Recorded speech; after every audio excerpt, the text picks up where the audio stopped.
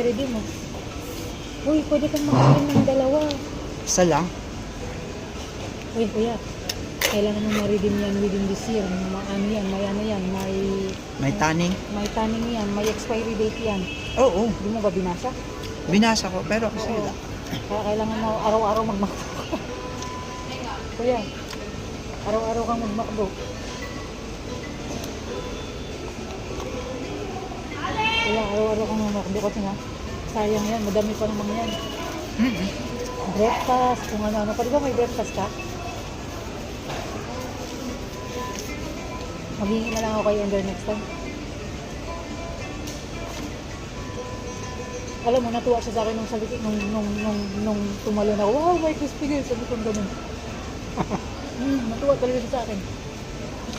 Sabi niya, ha? Sabi niya,